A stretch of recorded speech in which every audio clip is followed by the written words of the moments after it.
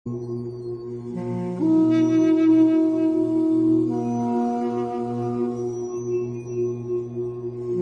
سال تک ظلم کی چکی پیسنے والے آج ظالموں سے لڑنے چلے تھے۔ اس زمانے میں طریقہ جنگ یہ تھا، باقاعدہ جنگ شروع ہونے سے پہلے بہادر اپنی صفوں سے نکل کر آگے آتے تھے اور دشمن کے لشکر کو للکارتے تھے، کون ہے جو میرے مقابلے میں آئے، یا وہ کہتے تھے کس میں میرے مقابلے میں آنے کی جرت ہے۔ پھر سامنے والے لشکر سے کوئی اس کے مقابلے کے لیے نکلتا، دونوں لشکر اس لڑائی کا نظارہ کرتے۔ چنانچہ کفار کی طرف سے 3 بہادر میدان میں آ گئے، ہمارے مقابلے پر کون آتا ہے۔ اسلامی لشکر سے 3 انصاری مقابلے کے لیے نکلے۔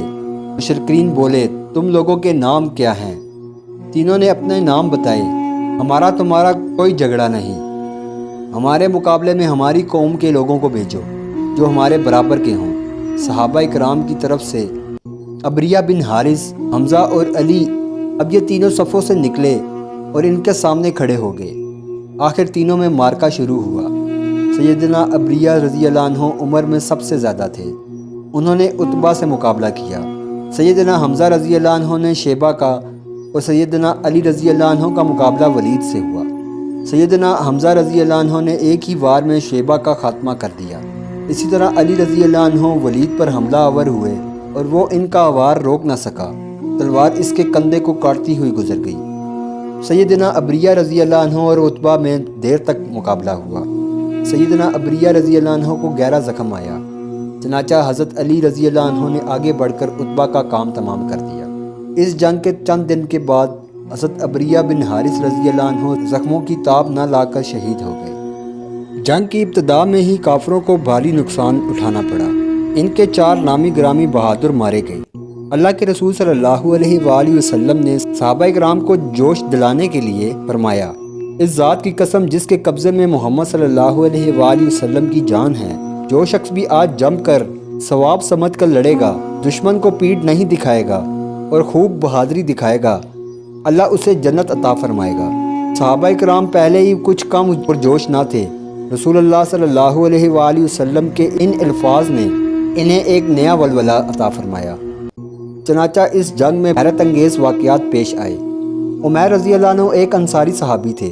جب انہوں نے اللہ کے رسول صلی اللہ علیہ وآلہ وسلم سے یہ بشارت سنی، اس وقت وہ کھجور کھا رہے تھے، فوری ہاتھ روک لیا، کھجوروں کی طرف دیکھا اور کہا، یہ تو تازہ ہیں، ان کے کھانے میں تو بہت وقت لگے گا، میں جنت میں جانے کے لیے اتنی دیر کیوں کروں؟ یہ کہہ کر کھجوریں پھینک دیں، آگے بڑھے، پورے جوش سے لڑے اور دشمن کو مارتے کاٹتے خود بھی شہادت کا جام نوش کر لیا۔ پھر اللہ کے رسول صلی اللہ علیہ وآلہ وسلم نے مسلمانوں کو دشمن پر ٹوٹ پڑنے کا حکم دیا۔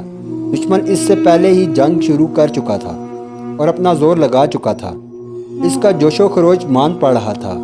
حکم ملنے پر مسلمانوں نے پرجوش انداز میں حملہ کیا۔ اب مسلمان تازہ دم تھے، لہٰذا کافروں کو کاٹ کر رکھ دیا۔ ایسے میں فرشتے بھی مدد کو آ گئے، کافروں کے سردار کٹ کٹ کر گرنے لگے۔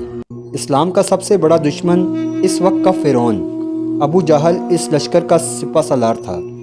ادھر 2 انصاری نوجوان ابو جہل کی تلاش میں تھے، ان کی دلی خواہش تھی کہ کسی طرح ابو جہل کو قتل کر دیں۔ سیدنا عبد الرحمن بن غوث رضی اللہ عنہ فرماتے ہیں، میدان جنگ میں اچانک 2 نوجوان میرے دائیں اور بائیں کھڑے ہوئے۔ ان میں سے ایک نے پوچھا، چچا جان ابو جہل کہاں ہے؟ میں نے کہا، بھتیجے تم اس کے بارے میں کیوں پوچھ رہے ہو؟ ہم نے سنا ہے کہ وہ اللہ کے رسول صلی اللہ علیہ وآلہ وسلم نعوذ باللہ ان کے بارے میں غلط الفاظ استعمال کرتا تھا، لہٰذا میں نے عہد کیا ہے اسے قتل کر دوں گا یا خود شہید ہو جاؤں گا۔